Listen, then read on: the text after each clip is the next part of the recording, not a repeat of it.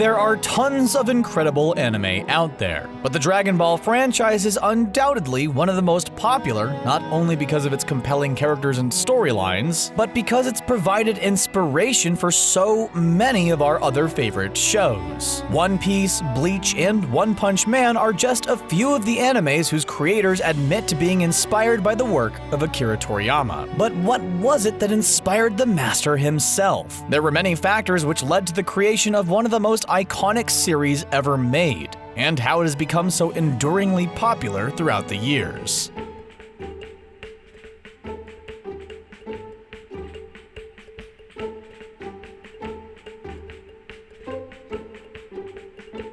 The Dragon Ball franchise was created by Akira Toriyama, and surprisingly, this popular and lucrative endeavor was really born out of boredom. Toriyama grew up in the incredibly rural Nagoya Aichi, Japan, and found himself growing increasingly restless. His family couldn't afford a television, so Toriyama and many of his friends turned to drawing as ways to occupy themselves. At first, Toriyama picked up his pencil in order to keep up with his friends, but quickly realized he rather enjoyed this new hobby. Soon, his skills were advancing beyond those of his peers, and Toriyama practiced drawing his friends in order to improve his figure drawing. Some of his earliest influences were mainstream movies and classics such as Astro Boy. Toriyama started out engrossed in cartoons and comic books, but as he got older, his tastes evolved. Instead of reading manga, Toriyama began taking in live-action media, including westerns, movies about war, and science fiction stories. Toriyama dreamed of being able to combine the types of media he enjoyed consuming with the drawings he was creating. Although Toriyama was discovering a way of life that he loved, he was going to have to find the courage to live it himself. His parents weren't supportive of his early endeavors, wishing he'd spend more time studying and less time doodling. They protested when he enrolled in a technical high school, which would allow him to study art in addition to traditional subjects. While his peers were going off to college, Toriyama declined to continue his academic career, much to the dismay of his parents. He felt his studies had become a distraction from pursuing his art, and now he was finally able to focus on what he really wanted to do. Toriyama was taking an enormous risk, but he couldn't ignore the strong sense of purpose he felt. He's an admitted perfectionist who confesses to redrawing the same scene over and over again until it's just right. Toriyama was ready to get started showing the world his creativity, but the world wasn't quite ready for him just yet. Although Toriyama had passion and talent, he also had bills that needed to be paid.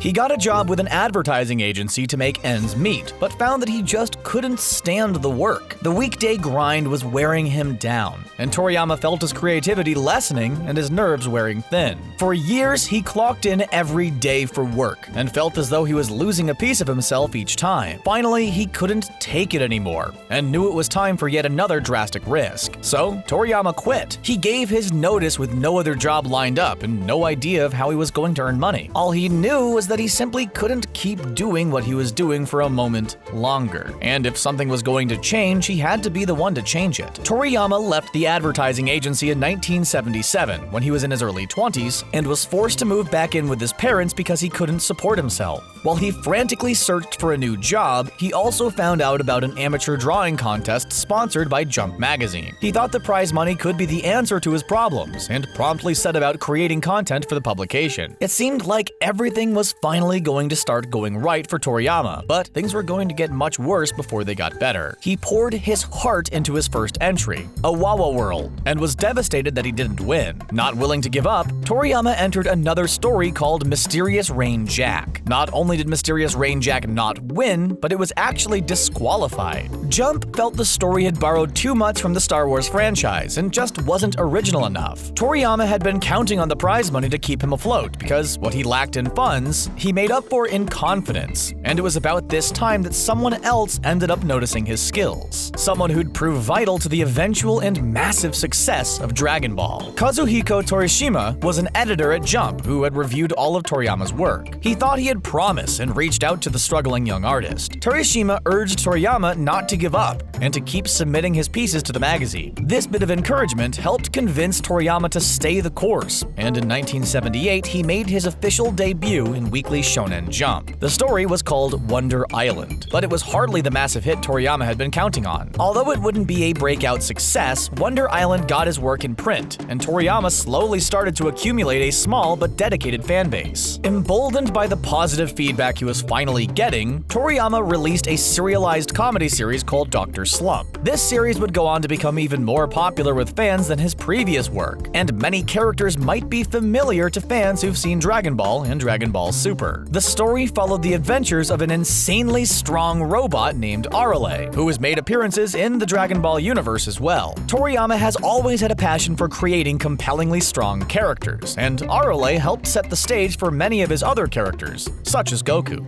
Dr. Slump was a hit in print, winning the Shogakukan Manga Award for Best Shonen or Shoujo Manga Series of the Year. His fan base had expanded, and Toriyama could barely keep up with all the fan mail he was receiving. There was even a successful anime adaptation of Dr. Slump, which aired from 1981 to 1986, and there would eventually be a remake in 1997. By the time 2008 rolled around, Dr. Slump had sold over 35 million copies in Japan alone. But let's not get too far ahead of ourselves. We're not here to talk about Dr. Slump. While the series was a success on its own, it also helped Toriyama forge an important connection. It caught the attention of Toei Animation, which is another name Dragon Ball fans are probably familiar with. If there's one thing you've probably noticed about Akira Toriyama by now, it's that he doesn't like playing by the rules. He's always wanted to do things exactly his own way, and doesn't like being forced to conform. This led him to quitting his graphic design job, and it also moved him to start his own studio in 1983, which he called Bird Studio.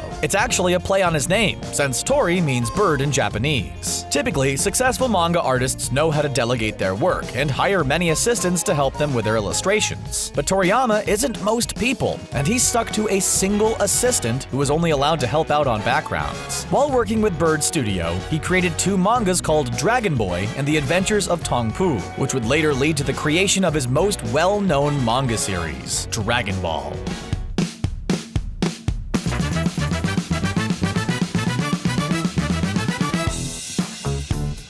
But where did Akira Toriyama get the inspiration for the now iconic Dragon Ball series? He stopped reading manga when he was young, and instead became a huge fan of the cinema. Like many of us, Toriyama admits to having a soft spot for giant monster movies including Godzilla and Ultraman. Based on all of the monsters and giant dinosaurs in Dragon Ball, this probably doesn't come as much of a surprise. These movies helped set the stage for the Dragon Ball universe. But what about the fighters? Toriyama is also a huge fan of martial arts movies, especially the work of Jackie Chan and the Drunken Master in particular. When Master Roshi goes undercover to fight against Goku and Krillin in the Tenkaichi Budokai, or World Martial Arts Tournament, he even uses the name Jackie Chun as a tribute. And when he appears as Jackie Chun, we see him use the drunken style of martial arts. Toriyama was also a huge fan of Bruce Lee, and the title Dragon Ball is based on the classic movie Enter the Dragon. Goku is one of the most recognizable and beloved anime characters of all time, so it might surprise you that his inspiration is so ancient in origin. Toriyama was fascinated with the story Journey to the West, which is a Chinese legend from the 16th century. It tells the story of a monkey named Sun Wukong, and it very nearly caused Goku to have an extremely different look. The Saiyan we all know and love was very nearly a monkey, and not just when the moon was full. However, Toriyama ultimately decided it would be hard for audiences to relate to a character who was a simian full-time. So instead, he gave Goku a monkey tail, and caused him to turn into a great ape only when the moon was full, as a tribute to Sun Wukong. And that's not the only connection between Toriyama and the story. Journey to the West also inspired the movie Dragon Ball Z Battle of the Gods. And when the movie Journey to the West Conquering the Demons came out in Japan, Toriyama was the one who drew Sun Wukong for the movie poster. There's another literary classic which has influenced Dragon Ball. As we all know, whenever the 7 Dragon Balls are collected, the bearer is able to summon Shenron, who grants them a wish. This is based on happenings in a classic Japanese novel called Nanso Satomi Haku, Then, which translates to Tale of Eight Dogs, or the Eight Dog Chronicles. The Dragon Balls are based on a scene where spirit-enhanced balls are spread out among the various regions of Japan. We mentioned earlier that Toriyama is a fan of Hollywood movies, and he particularly enjoys the Superman and Star Wars franchises. You can see many elements from these movies in the show, particularly when you see characters flying through the sky and utilizing their energy. Toriyama also loved the Terminator franchise, and you can see this through the introduction of Sergeant Metallic and Trunks, who is modeled after John Connor from Terminator 2. Toriyama's nothing but diverse in his cinematic tastes, and he even loves a good Disney movie. Many of his animal designs were inspired by Disney animals, and he makes a major Disney reference during the Majin Buu saga. The fairy godmother of Cinderella casts a spell which uses the words Bibbidi Bobbidi Boo. So Toriyama created a wizard named Bibbidi, who has a son named Bobbidi, who resurrects Majin Buu. In the Dragon Ball universe, there are plenty of general criminals and ne'er-do-wells, but there are some characters who stand out for being truly evil.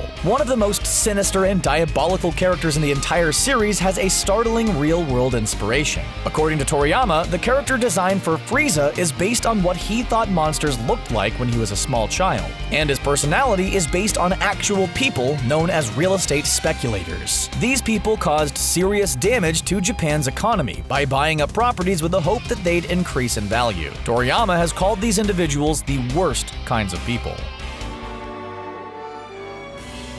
Dragon Ball has an extremely loyal fan base, but it's a series which is also very intimidating to newcomers. Not because it's overly complex or anything, but because there's just so much of it. There's the manga, the numerous anime, the many movies, and then there are all the video games. Figuring out where to start can be pretty confusing, let alone trying to parse out what's canon and what isn't. When the series first started being serialized in 1984 on the pages of Weekly Shonen Jump, it was called Dragon Ball. It would go on to become the second best-selling manga in the entire world, right behind One Piece and beating out Naruto. The original Dragon Ball manga ran from 1984 to 1995, and in those 11 years, Toriyama created 519 chapters separated into 42 volumes. Each of those volumes has an average of 200 pages, meaning that there are over 9,000 pages of Dragon Ball out there to read. Not only was Dragon Ball a huge success on its own, but it was credited with selling record-breaking issues of Weekly Shonen Jump. In 1995 alone, the magazine sold 6.53 million copies, which is absolutely astonishing. Right away, Dragon Ball was popular, but Toriyama's editor had some reservations about the longevity of the series. Early on in Dragon Ball, Goku and friends went on simple and straightforward adventures. They were resplendent with slapstick humor, but lacking any emotional gravity or intense action. Torishima knew the series had to be kicked up a notch if it wanted to surpass Dr. Slump, and encouraged Toriyama to expand his cast of characters and bring new, exciting, and interesting personalities to Dragon Ball. This led to the addition of fan favorites like Master Roshi and Krillin. After Goku and his friends collected the 7 Dragon Balls the first time, they had some downtime after the balls disappear.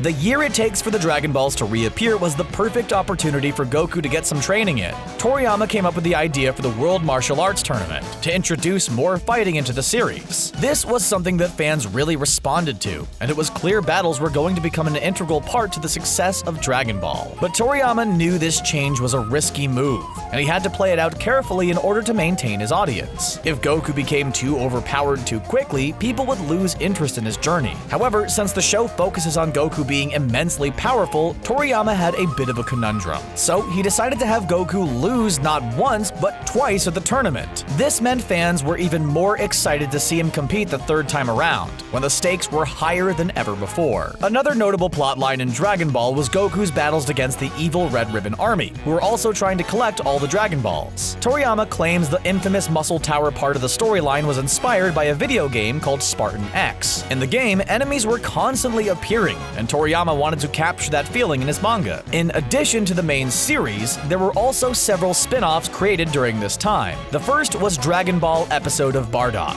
which came out in 2011 and was written by Naho Oishi. It tells the story of Goku's father, Bardock, and his time on planet Vegeta before it was destroyed. Then there's Jocko the Galactic Patrolman from 2013, which was written by Toriyama himself. This story includes many familiar characters and chronologically takes place before the events of Dragon Ball. Lastly, there's Dragon Ball's side story, The Case of Being Reincarnated as Yamcha, which came out in 2016 and was written by Dragon Garo Lee. It tells the story of a high schooler who gets in an accident and wakes up in the body of Yamcha. Most Dragon Ball fans know that Akira Toriyama is the person we have to thank for the series, but there were some other people involved who greatly contributed to the success of the Dragon Ball anime adaptation by Toei Animation. Kazuhiko Torishima was the editor for Dr. Slump and the first half of Dragon Ball, and he wanted Dragon Ball to perform better than Toriyama's last series. Before production could even get underway, he had put together a massive manual about how certain events would be handled and tied this in with possible merchandising options. One of the reasons Dragon Ball has been such a success is because it's the perfect combination of a great story and characters with clever marketing and merchandising.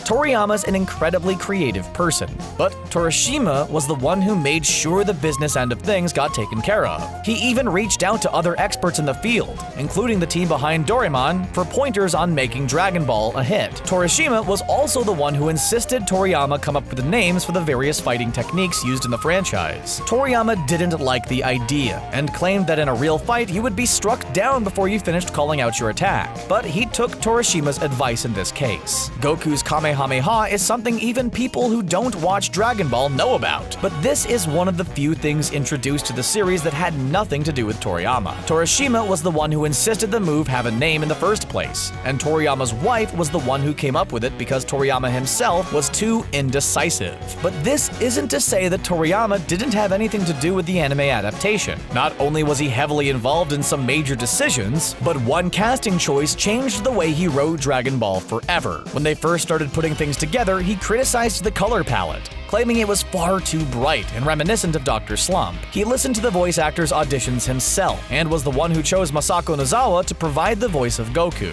Nozawa made such an impact, Toriyama claimed he'd hear her voice in his head whenever he'd write the character of Goku. She not only provides the voice for Goku every time you see him on screen, but all the other male members of his family as well, with the exception of Raditz. These include Son Gohan, Bardock, Son Goten, Gotenks, and Vegito. Because of this, her fans in Japan call her by the nickname the Eternal Boy. Dragon Ball was a hit in Japan, and as far as most people know, it was introduced to North America in 1995. However, some fans have no idea that our introduction to Dragon Ball nearly ended before it got started. The truth is, there was an original English language dub created back in 1989, which was a colossal catastrophe. Harmony Gold USA licensed the series, created 5 episodes and a movie, and renamed many of our favorite characters. Goku was changed to Zero, while Bulma was called Lena. Krillin was known as Bongo, and Korin was renamed Whiskers the Wonder Cat. However, these creations were a huge flop with test audiences, which resulted in them never hitting the airwaves. Fans who know about this incident refer to it as the Lost Dub.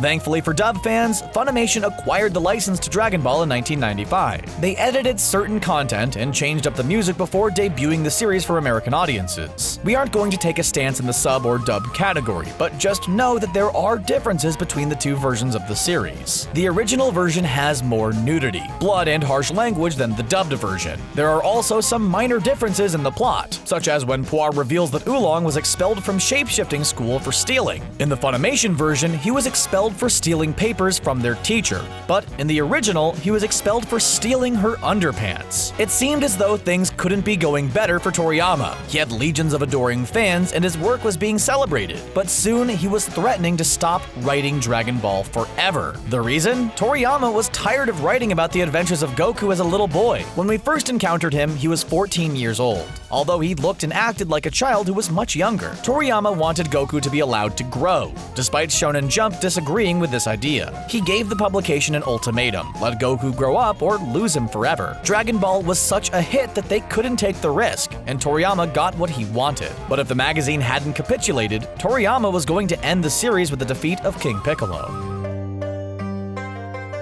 As we mentioned earlier, there's plenty of Dragon Ball anime, manga, movies, and video games, which can definitely get a bit confusing. Dragon Ball is the name of the franchise as a whole, but also the name of a particular manga. When Toei Animation adapted the series into a television show, they divided it up into different parts. The Dragon Ball manga makes up the Dragon Ball, Dragon Ball Z, and Dragon Ball Z Kai shows. Of course, they're not exactly like the manga, and there's some filler involved, which gave Toriyama additional time to work on the series. Dragon Ball Z covers the final 325 chapters of the manga, and was shown in Japan from 1989 to 1996. So where does Dragon Ball end and Dragon Ball Z begin? Dragon Ball kicks off with Goku minding his own business in the woods when he encounters Bulma, who's out looking for Dragon Ball so she can wish for a boyfriend. The two set out on a quest to recover the remaining Dragon Balls, and are eventually accompanied by Oolong, Yamcha, and Puar. We see Goku make the acquaintance of Master Roshi, the Ox King, and Chi-Chi, who Goku promises to marry despite not really knowing what that means. Eventually, he trains under Master Roshi and becomes friends with his fellow martial artist, Krillin. We aren't going to give you a whole breakdown on the history of Dragon Ball, mostly because we've already covered that in a different documentary, but Dragon Ball ends after the third Tenkaichi Budokai tournament in which Goku participates. Previously, he faced the evil Piccolo Daimao, which results in Piccolo being created. Then after defeating Piccolo at the Tenkaichi Budokai, Goku finally can't put off marrying Chi-Chi anymore, and that is about where Dragon Ball ends. Dragon Ball Z starts up 5 years after we last saw Goku, who's now a father to a young son named Gohan. When Goku's older brother Raditz appears, we learn about how Goku's actually a member of the super strong and mostly extinct Saiyan race. So why was it that Toriyama wanted Goku to grow up so badly? It might surprise you to know that Goku's growth had nothing to do with Toriyama's storytelling. It was a shocking, practical matter that made Toriyama regret creating a fighting-based cartoon involving a small child. Because of Goku's short arms and legs, it was exceptionally difficult to draw him in battles with fully grown adults. Despite going to school to study art, Toriyama considers himself a storyteller first and foremost. As such, his creation process is a bit different than those utilized by other manga artists. Instead of coming up with multiple rough drafts and storyboarding his ideas, Toriyama only writes a single storyboard before moving on to the final version.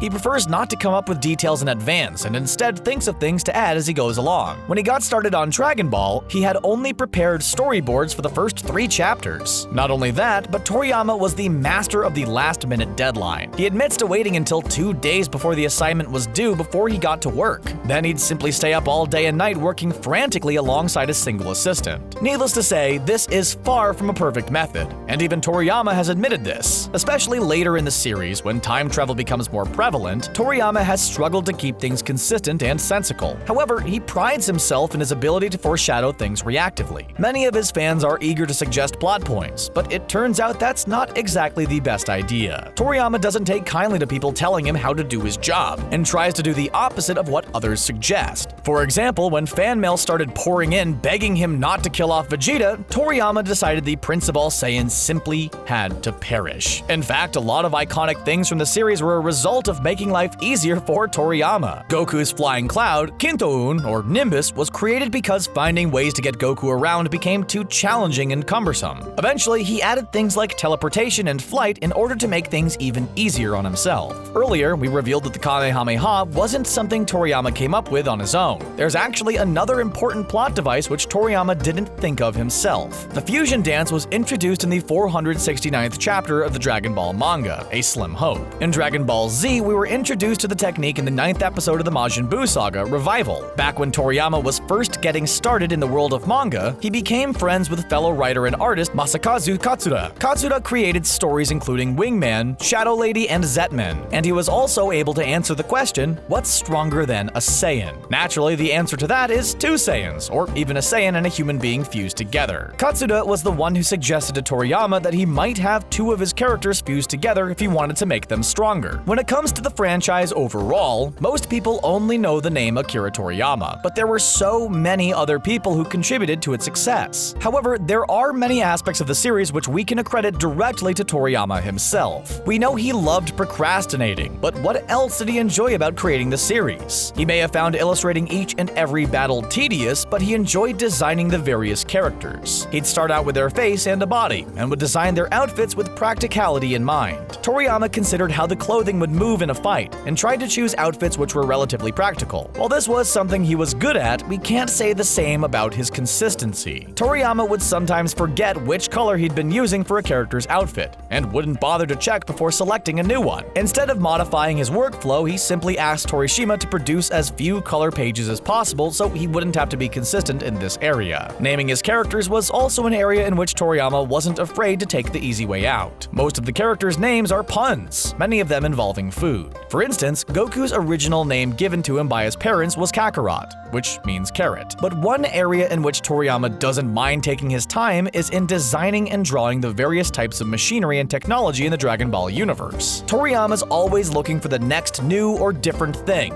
and he has no patience for following in the footsteps of others. When he first started Dragon Ball, most cars were square in design, so Toriyama drew rounded vehicles instead. Surprisingly, CQ Motors created an electric car which was designed by none other than Toriyama himself in 2005. Only 9 of them were created, and they cost over $19,000 each. Interestingly enough, Toriyama took more time creating this car than he did for a standard chapter of Dragon Ball. It took him over a year to design it, and he called it an emotional journey. It's hard to say where Dragon Ball would be today if it wasn't for Torishima. Like Toriyama, he also grew up in a rural area, but instead of drawing, Torishima saw reading as the ultimate escape. Although he was well-read, he was unfamiliar with manga until he landed a job at Weekly Shonen Jump. He hit the ground running, determined to shake things up and improve the quality of content that was being produced. It's interesting that one of the most popular and influential mangas owes its success to 2 relative novices in the field. Torishima felt that they could help each other out, but it would have to involve the notoriously stubborn Toriyama capitulating with him. It was Torishima who suggested making Arale the main character of Dr. Slump. Torishima and Toriyama butted heads from time to time, but clearly a lot of good came out of their collaborations, and they learned a lot by working together. According to Torishima, Toriyama produced a lot of content, but most of it never saw the light of day because it just wasn't good enough. Torishima made sure he put his best foot forward from the get-go, and believes that's why Dr. Slump and Dragon Ball were so successful. The Dr. Slump character Dr. Mashirito was based on him, and their names are the same but with the syllables reversed. He also helped Toriyama come up with Piccolo Daimao, basing him on the Roman Emperor Nero, who reportedly delighted in seeing people suffer under him. But as we stated, Torishima and Toriyama didn't always agree, and Torishima wasn't always right. For instance, he was always in favor of romance-based storylines and wanted to see Bulma and Goku end up together. He was also skeptical of allowing Goku to grow up, and thinks the whole series should have ended long ago. If he had it his way, the whole series would have ended with the Frieza saga. Not only was it a logical conclusion in his mind, but he says it would have freed up Toriyama to create other projects. This might also have something to do with the fact that Torishima has been critical about the direction the series took after that point. Torishima isn't a fan of the whole Dr. Gero, Android 17 and 18 storyline, and stated if you're going to have an old fart fight ladies, then it's best to call it a day. Maybe this is why there are rumors that claim the character Cell was based on Torishima. The franchise has continued long after the Frieza saga, and one particular series is seen as controversial by fans. Dragon Ball GT isn't considered to be more violent or suggestive than other media, but there are a few reasons most fans don't consider it canon. The first is that Toriyama didn't really have very much to do with the series. It was created by Toei Animation, and while Toriyama provided some feedback and notes on the characters, it wasn't really his story. The other reason many people don't consider the series canon is because it wasn't very popular. Toriyama did provide the name of the show, but he didn't tell Toei Animation what GT stood for. GT involves Goku being turned back into a child and going on a journey to collect the Black Star Dragon Balls. When asked if it's canon or not, Toriyama himself basically said he considers it a side story, which takes place in a different universe. Some people choose to incorporate GT into their personal canon, but others like to pretend it doesn't exist. The reception for the series was so dismal that Toei Animation refused to put out any new Dragon Ball series. Instead, they decided to re-release the wildly successful Dragon Ball Z series under the name Dragon Ball Kai. They cut out the filler, namely anything not based on Toriyama's original manga, taking it from 291 episodes to 167. They also digitally traced over the original animations in order to give the series a cleaner and more updated look. Most fans approved of the cleaner and more streamlined series, but were still hoping that this wasn't the end of Dragon Ball. Toei Animation had learned their lesson about straying too far from Toriyama's work, so when it came time to create the anime Dragon Ball Super, they asked Toriyama to be involved. The series is a sequel to Dragon Ball Z, and takes place after peace is restored when Majin Buu is defeated. Everyone's living more or less peacefully until the god of destruction Beerus shows up to fight Goku. Toriyama helps write the anime, which is then adapted into a companion manga that's also written but not illustrated by Toriyama. The series also led to the creation of the movie Dragon Ball Super Broly, which is the first canon movie featuring the character Broly. Dragon Ball Super is broadcast all over the world, and the movie was released to international audiences in 2019. Despite Torishima feeling the franchise should have ended with the Frieza saga, it's still going strong to this day. Just what is it about the Dragon Ball franchise that's caused it to be so successful? Even creator Akira Toriyama doesn't really have a good answer to that question. In fact, he's just as surprised as the rest of us with how much people seem to love it. He claims that even when he rereads his own work, he doesn't quite see why other people get so excited about it. Toriyama admits to finding the Frieza saga quite powerful, but other than that, he's at a loss. We're not going to try to convince you whether or not Dragon Ball as a whole or any of its specific chapters or series are good. What's good is entirely subjective, and as hard as it may be for fans to admit, Dragon Ball's definitely not for everyone. When you stack it up against the myriad of amazing anime and manga available today, it's easy to see how its simple animation style and format may be off-putting to people who didn't grow up watching it. But regardless of your personal feelings on the subject, there's no doubt that the show has had an impact. It really set the precedent for combat-heavy shows involving martial arts techniques, and it was one of the major shows to make an appearance outside of Japan when Funimation debuted the title in 1995.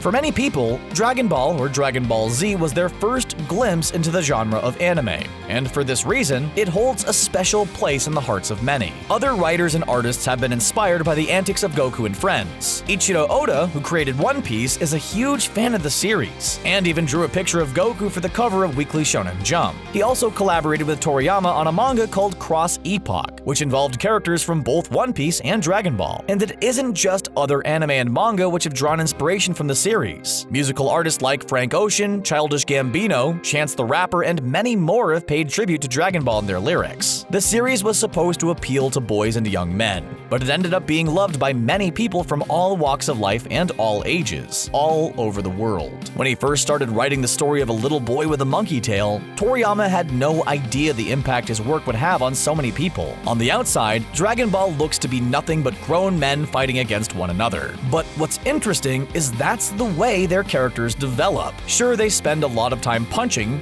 but there's a lot going on while the characters are trading blows. Some people criticize the series for being too simplistic, and there is some truth to that. When he first started reading manga, Torishima claimed he found some titles contained overly complex and convoluted situations, and he had to force himself to read through it all. When he read Toriyama's work, he loved how easy it was to get through, and how he found himself looking forward to what was going to happen on the next page. Even though there's so much content, Dragon Ball doesn't rely on a ton of backstory, exposition, or complex narratives in order to understand it. It's easy to tune in and see who you're supposed to be rooting for, and the characters themselves make you genuinely want to cheer them on. Dragon Ball may involve time travel, cyborgs, and crazy powerful interdimensional beings, but it still manages to be extremely accessible. This was what helped it stand apart from any other series when it first came out, and it still holds true today. It's a testament to the power of Dragon Ball that it's still around.